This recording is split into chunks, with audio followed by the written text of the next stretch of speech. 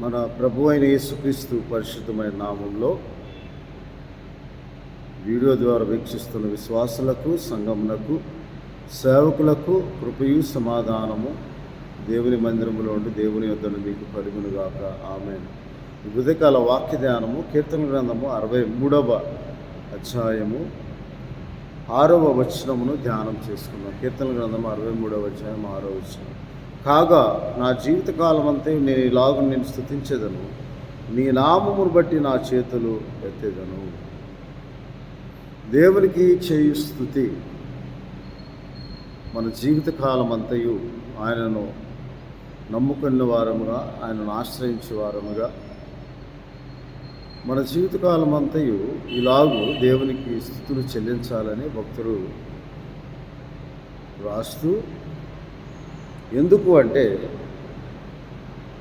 7వ వచనంలో నీవు నాకు సహాయకుడివై ఉంటివి అంటున్నాడు. నీవు నాకు సహాయకుడివై ఉంటివి అని దేవుని వాక్యంలో రాయబడిన ప్రకారము దేవుని సహాయము, ఆయన నమ్ముకొనదగిన దేవుడు. ఆపత్కాలమందు కీర్తన గ్రంథము 46వ అధ్యాయము 1వ వచనంలో దేవుడు మనకు ఆశ్రయమును దుర్గమునై ఉన్నాడు, ఆపత్కాలంలో ఆయన నమ్ముకొనదగిన సహాయం. ఆ సహాయం వలనే మనము ఆదరింపబడుతూ ఉన్నాం, పోషింపబడుతూ ఉన్నాం.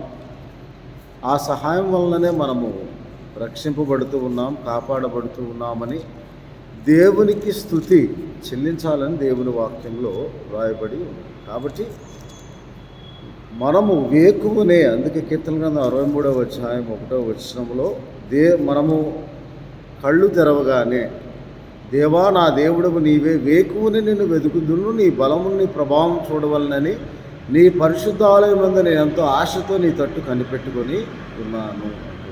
ఆశతో కనిపెట్టుకొని దేవునికి ఎప్పుడు ప్రార్థన చేయాలి, దేవునికి ఎప్పుడు స్తుతులు చెల్లించాలి అనే ఆశ తపన కలిగి మనము ఉండాలని దేవుని వాక్యంలో రాయబడి ఉంది.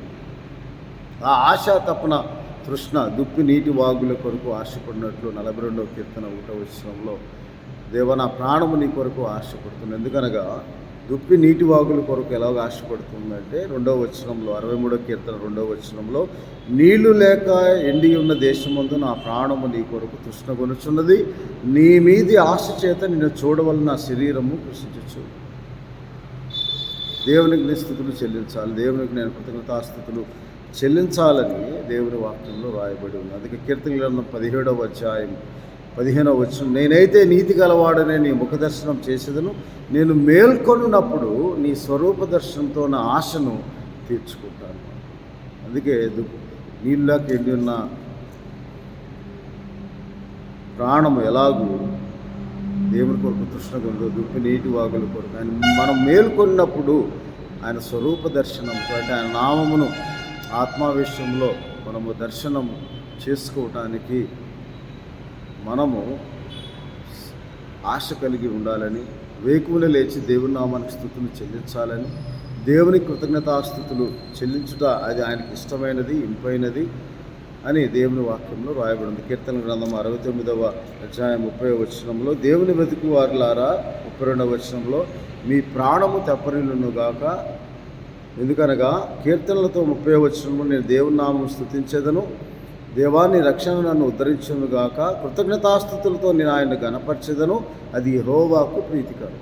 కాబట్టి మనం దేవునికి ప్రతి విషయంలో కృతజ్ఞతాస్తుతులు చెల్లించడానికి, ఆయన ఇచ్చిన ఆయుష్ను బట్టి, ఆ ఆరోగ్యమును బట్టి, నూతన దినమును బట్టి, ప్రతి ఉదయమున వేకువనే లేవగానే కళ్ళు తెరవగానే మనము దేవునికి కృతజ్ఞతాస్తుతులు చెల్లించాలని, స్వరూప దర్శనముతో నేను మేల్కొన్నప్పుడు నిన్ను జ్ఞాపకం చేసుకొని నీకు స్తుతులు స్తోత్రం చెల్లిస్తానని మనము కీర్తన గ్రంథము 4వ అధ్యాయం 4వ వచనం భయమునంది పాపము చేయకుడి, మీరు పడకల మీద ఉండగానే మీ హృదయంలో ధ్యానం చేసుకుని ఊరుకుండు నమ్ముకొని దేవునికి స్తోత్రము చెల్లించి నీతియుక్తమైన బలు అర్పించు యెహోవాను అర్పించు. నీతియుక్తమైన బలిలో దేవుని కృతజ్ఞతాస్తుతులు స్తోత్రం చెల్లించుట.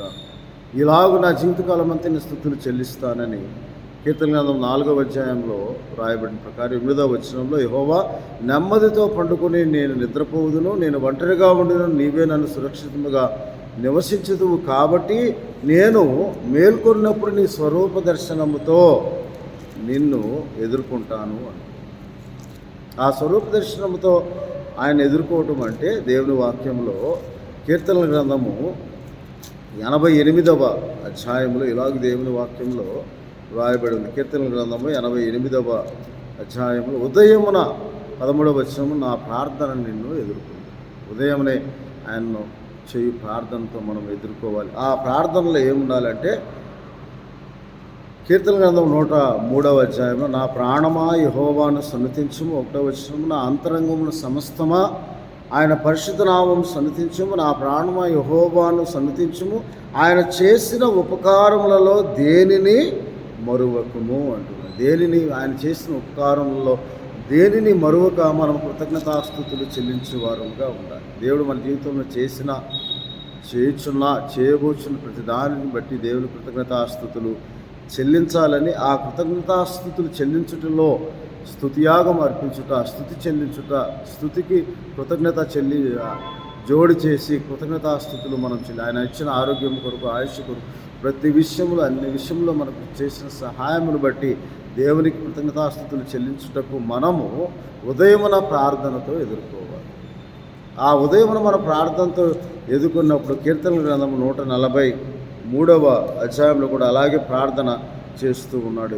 43:8వ వచనంలో, నీ యందు నేను నమ్మిక ఉంచి ఉన్నాను, ఉదయమున నీ కృపావార్తను నాకు వినిపింపు, నీ వైపునకు నా మనసును ఎత్తుకొంచున్నాను, నేను నడవలసిన మార్గమును నాకు తెలియజేయు ప్రభువా, పూర్వదినములు జ్ఞాపకం చేసుకుంటున్నాను, నీ క్రియలన్నీ ధ్యానించున్నాను, నీ చేతి పనులను యోచించుచున్నాను, నీ తట్టు నా చేతులు చాపుచున్న, ఎండిపోయిన భూమి వల్ల నా ప్రాణము నీ కొరకు ఆశపడుచు ఉన్నది.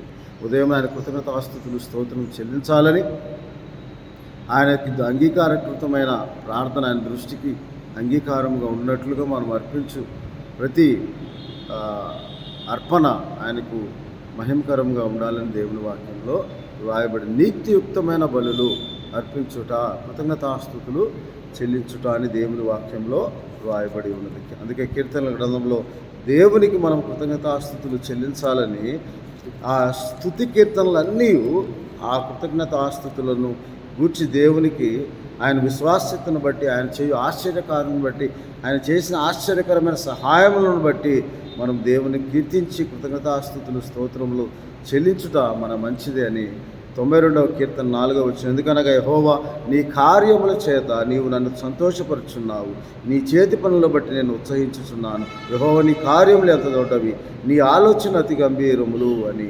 దాన్ని బట్టి దేవునికి మనం కృతజ్ఞతాస్తుతులు చెల్లించినప్పుడు 90వ కీర్తనలో 14వ వచనంలో, ఉదయమున నీ కృపతో మమ్మల్ని తృప్తిపరచము, అప్పుడు మేము మా దినములన్నీ ఉత్సహించి సంతోషించదమని.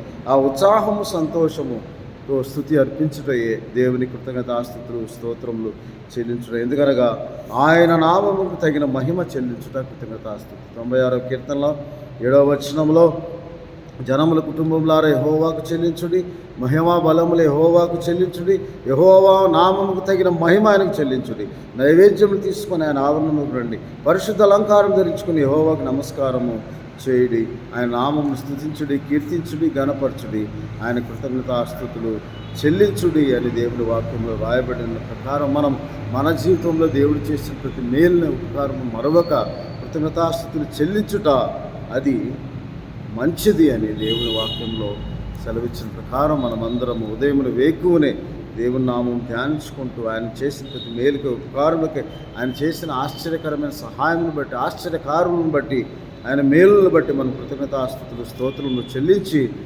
ఎంతో మంచిదని దేవుని వాక్యంలో, అది ఆయనకి స్తుతి చెల్లించుట. ఆ కృతజ్ఞత స్తుతి చెల్లించి దేవుని మహింపరిచేవారంగా దేవుని సన్నిధికి వచ్చి కృతజ్ఞతాస్తుతులు చెల్లించాలని. రెండవదిగా, మొదట వేకువ లేవగానే దేవునికి స్తోత్రం స్తుతి చెల్లించి కృతజ్ఞతాస్తుతులు చెల్లించాలి. రెండవది, క్రియాత్మకంగా నీ విశ్వాసాన్ని కనపరిచిన దేవుని సన్నిధికి వచ్చి నీ హృదయమును కృమ్మరించి, నీ ఆత్మను కృమ్మరించి దేవుని సన్నిధిలో దేవునికి కృతజ్ఞతాస్తుతులు స్తోత్రం చెల్లించాలని దేవుని వాక్యంలో రాయబడింది. విశ్వాసం నమ్ముకొని ఊరుకుండి కృతజ్ఞతాస్తుతులు వేకువనే లేవగానే కృతజ్ఞతాస్తుతులు. రెండవది, ఆ నమ్మకమును విశ్వాసంగా మార్చుకొని ఆ విశ్వాసం క్రియాత్మకమైనదిగా దేవుని సన్నిధికి వచ్చి దేవునికి మనము స్తుతులు చెల్లించడమే, కృతజ్ఞతాస్తుతులు చెల్లించడం, దేవుని సన్నిధిలో కృతజ్ఞతాస్తుతులు చెల్లించాలని దేవుని వాక్యంలో రాయబడిన ప్రకారము ఆయన మనకు చేసిన ప్రతి మేలుకై ఉపకారములకై ఎల్లప్పుడూ ఆయన నామం మహింపరచేవారంగా, ఆయన కృతజ్ఞతాస్తుతులు స్తోత్రము చెల్లించేవారముగా, ఆయన కృపను బట్టి ఆయన చేసిన ప్రతి మేలును బట్టి మనం కృతజ్ఞతాస్తుతులు స్తోత్రం ఉత్సహించ ప్రజలతో ఆయన్ను గూర్చి మనము స్తోత్రం చెల్లించాలని, సంతోషంతో ఆనందంతో ఆయన సన్నిధికి వచ్చి మన కృతజ్ఞతాస్తుతులు స్తోత్రం చెల్లించాలని, స్తుతియాగం అర్పించాలని. కీర్తన గ్రంథం 50:16 వచనంలో ఇలాగ అంటున్నాడు, 14వ వచనం, దేవునికి స్తుతియాగము చేయము, మహోన్నతునికి నీ మొక్కుబడులు చెల్లించము, ఆపత్కాలం నీవు నన్ను గురించి మొరపెట్టుము, నేను విడిపించదు, నీవు నన్ను మహింపరచదవని చెప్పి 23వ వచనం, స్తుతియాగం అర్పించేవాడు నన్ను మహింపరచున్నాడు, నేను వానికి మా దేవుని రక్షణ కనపరచదని దేవుని వాక్యంలో రాయబడి ఉన్నది. కాబట్టి మనం అలాగూ దేవుని కృతజ్ఞతాస్తుతులు చెల్లించట్లో వెనక అంజ వేయక దేవుని నామం ప్రతినిత్యం జ్ఞాపకం చేసుకుని దేవునికి తగిన మహిమ ప్రభావాలు ఆరోపిస్తూ ఆయన నామం తగిన మహిమ ఆయన నామం తగిన మహిమ ఘనత ప్రభావం హృదయపూర్వకంగా మనము కృతజ్ఞతాస్తుతి రూపంలో మనం చెల్లించడానికి దేవుని సన్నిధికి రావాలని, దేవుడు నాకు ఆశ్రయము, ఆయన యందు నమ్మకించిన కనుక నాకు సహాయం కలిగిందని కీర్తన గ్రంథం 28వ అధ్యాయము 7వ వచనంలో, యెహోవా నా ఆశ్రయము నా కేడము నా హృదయం అందని నమ్మకించిన కనుక నాకు సహాయం కలిగినది, కావున నా హృదయము హర్షించుచున్నది, కీర్తనలతో నేను ఆయన స్తుతించెదను. దేవుడు తన జనులకు ఆశ్రయం. 6వ వచనం, నా విజ్ఞాపనత్వమని ఆలకించి ఉన్నాడు, ఆయనకు స్తోత్రం కలుగును గాక. ఆ స్తోత్రము కృతజ్ఞతాస్తుతులు స్తోత్రం చెల్లించడానికి, మనం ఎల్లప్పుడూ స్తుతులు చెల్లించడానికి. అందుకే 6వ వచనం 26వ కీర్తనలు అంటాడు, యెహోవా నీ బలిపీఠం చుట్టూ ప్రదక్షిణం చేయుదును, అచ్చట నీ కృతజ్ఞతాస్తుతులు చెల్లించదును అంటున్నాడు. కాబట్టి మనము దేవుని నివాసస్థలము, తేజోమహిమ నిలిచి నివాసస్థలం ప్రేమించే వారంగా మన విశ్వాసంతో వైకునే లేవగానే మన నమ్మకంతో దేవునికి స్తోత్రం చెల్లించి ఆ విశ్వాసం క్రియాత్మకంగా దేవుడు మన జీవితంలో చేసిన ప్రతి మేలుకై ఉపకారములకై కృతజ్ఞతాస్తుతులు చెల్లించడానికి ఆయన సన్నిధికి వచ్చి మన ఆత్మను కురుమరించి మన హృదయమును కురుమరించి ఆయన నామం కృతజ్ఞతాస్తుతులు స్తోత్రమును చెల్లించాలని దేవుని వాక్యంలో రాయబడిన ప్రకారం 116వ కీర్తనలో ఇలాగూ రాయబడి ఉన్నది, దేవుని నామమునకు మొరపెట్టింది యెహోవా దయాళుడు, మన దేవుడు వాత్సల్యత కలవాడు, ఆయన సాధువులను రక్షించువాడు. నా ప్రాణమా యెహోవా నీకు క్షేమం విస్తరింపజేసి ఉన్నాడు, తిరిగి నీ విశ్రాంతిలోకి ప్రవేశించము.